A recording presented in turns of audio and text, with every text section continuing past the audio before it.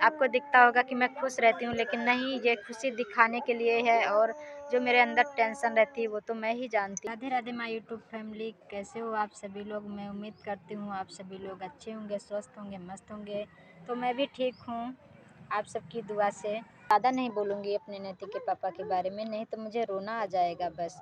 इसलिए मैं बहुत कोशिश कर रही हूँ कि मैं हंस के बोलूँ, हंस के बोलूँ। मैं जो रोऊँगी ना तो मेरे भाई हैं ना, देखेंगे ब्लॉग वीडियो में कि तुम रो रही हो, तो फिर मुझसे बोलेंगे। इसीलिए मैं रोऊँगी नहीं, बिल्कुल नहीं रोऊँगी। आप सबकी दुआ है, आप सभी लोग मेरे साथ हो, बिल्कुल नहीं रोएंगे। पिछली ज़िंदगी को भी भूल कर मैं आगे की बढ़ने की कोशिश कर रही हूँ, क्योंकि बच्चों के लिए, अपने लिए और अपनी फैमिली के लिए, जो भी मेरी फैमिली है, बस यही मेरी फैमिली है। मेरे बच्चे ही नहीं, किसी का सहारा ही नहीं, बस आप लोगों का ही सहारा है। तो आप इतनी जल्दी जल्दी से मैंने क्यों बोला, क्योंकि मुझे काम है, जाना है, काम करना है, घर में जो भी है काम करना है, पड़ा हुआ है और मुझे चारा करना है, मुझे हर चीज़ करना है। सच में बताओ तो मैं आपको ब्लॉग वीडियो में भी दिखाऊंगी, लेकिन आज नहीं दिखाऊंगी क्योंकि नैतिक पढ़ाई कर रहा है और जब बनाऊंगी तो वही पकड़ेगा फ़ोन को। और ऐसे मैं अपने हाथ से पकड़ के ब्लॉग बना रही हूँ। झूठ नहीं बोलती, सच में बहुत रोना आता है, लेकिन भगवान करे ऐसा किसी को ना करे, किसी को ऐसा ना बनाए जैसे कि मुझे बनाया। घर में भी कोई नहीं है, ना ही कोई साथ देने वाला, ना ही कोई सपोर्ट करने वाला, ना ही फ़ोन को मेरे पकड़ने वाला, जैसे कि फ़ोन कोई पकड़े मैं ब्लॉग बनाऊं। बस धीरे धीरे से हिम्मत जुटा रही हूँ। आप लोग से बस विनती है, आप अपने नैतिक के पापा को बहुत मैं मिस करती हूँ, बहुत याद करती हूँ। आप सभी से, आप सभी का प्यार और आशीर्वाद बनाए रखना ऐसे ही, क्योंकि मैंने बहुत कष्ट उठाया, मेरे नैतिक के पापा ने भी बहुत कष्ट उठाया, बहुत दुख देखा है मैंने। इसीलिए तो आपको सभी को पता हो गया मेरे साथ क्या हुआ था हादसा, मेरे नैतिक के पापा के साथ में कैसे क्या हुआ था, कैसे वो एक्सपायर हुए थे। तो बस वही, तभी से 2 साल होने जा रहे हैं। दिसंबर से 24 दिसंबर को एक्सपायर हुए थे। वो भी खाना वाना बना रहे थे, मैं भी खाना बना रही थी और अचानक से उन्हें कुछ नहीं मालूम हुआ, बस ऐसा बोला कि मेरे को जी घबरा रहा और बस वो एक्सपायर हो गए। मैंने सब कुछ अपने कानों से सुना, मैंने देखा बस नहीं, लेकिन कानों से सुना। कैसे सुना मैंने कानों से, मैं फ़ोन लगाई ही थी और उनका जैसे कि लास्ट टाइम में जैसे कि बोलते हैं ना, प्राण निकलते हैं ना, तो वो टाइम मैंने सुना। वो टाइम को याद करके ना मुझे बहुत रोना आता है। बस इसीलिए मैं ब्लॉग में ज़्यादा कुछ नहीं बोलूँगी, बस थोड़ा ही बताऊँगी आप सभी से। और वो टाइम मुझे याद आता है ना तो बहुत दुख होता है, ऐसा लगता है भगवान वो टाइम मुझे सुनाया। और सभी कुछ मैंने सुना, उन्होंने कई बातें बोली, उन्हें पहले से ही आभास हो गया था। 3 दिन पहले उन्होंने मेरे से 3 दिन पहले उन्होंने मेरे से क्या बोला कि मैं एक्सपायर हो गया हूँ, और वो सपना देख रहे थे कि मैं एक्सपायर हो गया हूँ, मेरे पास फ़ोन है और मैं फ़ोन कर रहा हूँ, तुम्हारे पास फ़ोन लग नहीं रहा है। और मैंने सोचा कि मैं बता दूँ मेरे पास फ़ोन है, फ़ोन ले लेना, ये लोग देंगे नहीं। ये सब उन्हें पहले से ही सच्चाई है, जो भी है मैं सभी मैं आपसे बता रही हूँ, यही बात है, कसम से बताऊँ ये सब बात उन्हें पहले से ही आभास हुआ। और क्या बोले, बोल रहे थे कि वहाँ जब हम सपने में देख रहे कि मैं एक्सपायर हो गया हूँ और वहाँ गया, मतलब कि जब यमराज लेकर गए ना, बहुत कष्ट हुआ।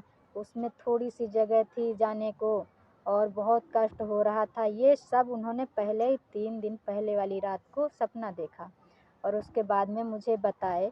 जिस दिन एक्सपायर हुए उसके 1 दिन पहले बताए, जैसे कि तीसरी वाली रात को एक्सपायर हो गए, दूसरी वाली रात को यही सब मुझे बताए। उसके बाद में मैंने, और मुझे भी क्या पता था ऐसा होता है। ऐसे मैंने बोला हो सकता है ऐसे, ये तो सपना है, भूल जाओ उस बारे में। बोले हाँ ये सपना है। हमने थोड़ा सोचा भी, हाँ, तो बोले तुम सोचती क्यों हो, ऐसा कुछ नहीं होता है, तो सपना है ना। उसके बाद में दूसरी रात हुआ, सब ठीक ठाक थे, कपड़ा भी लाए, मैंने भी कुछ लेकर आए थे मार्केट से उसी दिन। वो सब बता रहे थे, मेरे से बात भी कर रहे थे, यही सब बातें करते करते उसके बाद में क्या हुआ, 1 घंटा से मुझे बात कर रहे थे, यही सब बातें हो रही थी। और मुझसे बोले बच्चों का ख्याल रखना, उसी दिन जिस दिन एक्सपायर हुए उसी टाइम जब बात कर रहे थे हम लोग, बोले बच्चों का ख्याल रखना, सर्दियों में नहीं टहलने देना और खर्चा थोड़ा हिसाब से करना। मैंने कहा खर्चा तो हम हिसाब से ही करते हैं, ज़्यादा वैसे भी नहीं करते, तुम तो जानते हो। बोले हाँ हम जानते हैं। सभी कुछ बातें हुआ, खेत की बातें हुआ कि खेत में खाद पड़ गया ने, अरे सब कुछ मान के चलो, सब बातें किया उन्होंने। उसके बाद में बोले जल्दी आऊँगा मैं, इस बार जल्दी आऊँगा, पहले ही टिकट करा लूँगा, ऐसे बोले। तो मैंने कहा अच्छा अभी तो होली आने वाली थी ना, दिसंबर में एक्सपायर हुए 24 दिसंबर को। तो मैंने कहा अभी होली का तो काफ़ी दिन है, ठीक है आ जाना। तो बोले कि हाँ पहले से ही टिकट कराएंगे तब तो आ पाएंगे, जब पहले से नहीं कराएंगे तो बहुत भीड़ हो जाएगी, इस बार पहले से ही कराएंगे टिकट। हमने कहा ठीक है करा लेना। ऐसे ही बना रहे थे वो भी, मैं भी खाना बना रही थी। और फिर बाद में लास्ट बार बोले कि मेरा जी एकदम से घबरा रहा है, ऐसा बोले। और मैंने बोला क्या क्या, वही बात बोलकर चुप हो गए, कोई बात ही नहीं बोले। और जो बोलते हैं ना प्राण निकले, वो प्राण निकल रहे थे और मैं सुन रही थी कान लगाए फ़ोन को लगाए थी कान में, सुनती रही। फिर मैंने कहा बोल नहीं रहे, मैं बोलती भी रही, वो बोले ही नहीं, क्योंकि वो टोपी लगाए थे। जब गए थे तो मैंने अपनी टोपी उनको दिया था, जैसे ठंडियों में टोपी लगा लेते हैं, टोपी में ऐसे फ़ोन दाब के रखे थे, छोटा वाला था फ़ोन उनके पास में, वो लगा के रखे थे। तो आवाज़ मेरे को बराबर सुनाई दे रही थी, कान में ऐसे दबा होगा फ़ोन और वो बराबर आवाज़ सुनाई दे रही थी मुझे। जो भी उनके साथ हो रहा था, बहुत ज़्यादा कष्ट हो रहा था उनको, मैंने नहीं समझ पाया ये सब हो रहा है, लेकिन मेरा दिल घबराया कुछ। मैंने कहा क्या बात है, वैसे तो बता देते आज क्या हुआ, बोल क्यों नहीं रहे। मैंने काट के फ़ोन तुरंत लगाया दोबारा से, जब दोबारा से लगाया किसी ने नहीं उठाया, फिर से लगाती गई, कम से कम 15 बार लगाया, फिर भी कोई जवाब नहीं मिला। मैंने उनके पास ठेकेदार के पास लगाया, उन्होंने वहाँ लगाया, तब पता चला उन्हें, लेकिन उन्होंने हमसे नहीं बताया, बिल्कुल नहीं बताया। और बाद में मैंने फिर से कॉल किया, वहाँ जो भी लड़के थे ना, उन्होंने मुझे डाँट दिया, बोले तुम पागल हो गई हो क्या, बार-बार फ़ोन लगा रही हो।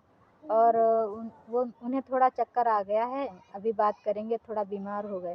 मैंने कहा अभी हम बात कर रहे थे, बीमार कैसे हो गए? मैं भी तेज़ी से बोली, तब जाके थोड़ा वो लड़के ने बताया कि ऐसी बात है, वो बेहोश हो गए हैं, बोल नहीं रहे हैं। तब जाके मुझे ऐसा लगा कि अब क्या हो गया? उस फिर बड़ी मुश्किल से बताया मुझे, और थे वो हरियाणा हिसार में थे। फिर बताया, फिर सभी लोग गए वहाँ से, बस यही मेरी कहानी है। और तब से मैं अपने बच्चों को पाल रही हूँ, इतना बड़े हो गए मेरे बच्चे, अब इतने बड़े हो गए, अब तो मुझे कोई दिक्कत नहीं है। जो है तो भगवान ने जो दिया है दिक्कत, वो तो है ही, भगवान के आगे सब क्या करूँ, है ना। आप लोगों से मैं इसी बात के लिए बोलती हूँ हमेशा, आप लोग मेरा सपोर्ट करिए, आप लोग मेरा सपोर्ट करिए। मेरी जो है मेरे साथ कितना बुरा हुआ है, आप लोग मेरा ब्लॉग वीडियो देखेंगे तभी पता चलेगा। मैं हंसते हुए दिखती हूँ ना, बिल्कुल नहीं, मैं खुश नहीं हूँ, सच में बताऊँ मैं खुश नहीं हूँ। आप लोग समझ सकते हैं एक विधवा औरत की ज़िंदगी कैसी होती है, बहुत कष्ट भरी ज़िंदगी है मेरी। आप लोग समझते हैं तो मेरा सपोर्ट कीजिए, मैं और भी दूसरे ब्लॉग में बताऊँगी। आप लोगों से हाथ जोड़कर रिक्वेस्ट है, आप लोग मेरा बहुत ज़्यादा से ज़्यादा सपोर्ट कीजिए। मैंने कितने दिनों से मेहनत किया है, मेरा मेहनत ना बर्बाद हो जाए, क्योंकि अभी चैनल मोनेटाइज नहीं हुआ। आप लोग इतना सपोर्ट कीजिए जिससे मेरा चैनल मोनेटाइज हो जाए और मेरे बच्चों के लिए अपने कुछ कर पाऊँ। और गाँव और फैमिली जितना हंसते हैं, देख सकते हैं ये मेरा फैमिली का मैंने पहले ही दिखाया, तो वो लोग जो हंसते हैं तो उनको भी कुछ मालूम हो कि मैंने क्या किया, क्या करती थी। मुझे कुछ नहीं समझते बिल्कुल, आप लोगों के सहारे हैं, आप लोग मेरा सपोर्ट कीजिए। हाथ जोड़ के सभी से रिक्वेस्ट है, प्लीज़ आप लोग मेरा सपोर्ट कीजिए। मैं एक हाथ से फ़ोन पकड़े हूँ, हाथ नहीं जोड़ सकती क्योंकि फ़ोन पकड़ने वाला भी कोई नहीं है, तो इसके लिए अब फिर मिलते हैं दूसरे ब्लॉग में। तब तक के लिए राधे राधे। मैं जा रही हूँ, अब काम करूँगी जाके, खाना वाना बनाऊँगी, चारा भी करूँगी, ठीक है। आप लोग तो जानते ही हैं, लाइव में आते हैं सभी लोग, समझते हैं। और भी सभी लोग मेरा सपोर्ट बनाए रखना प्लीज़।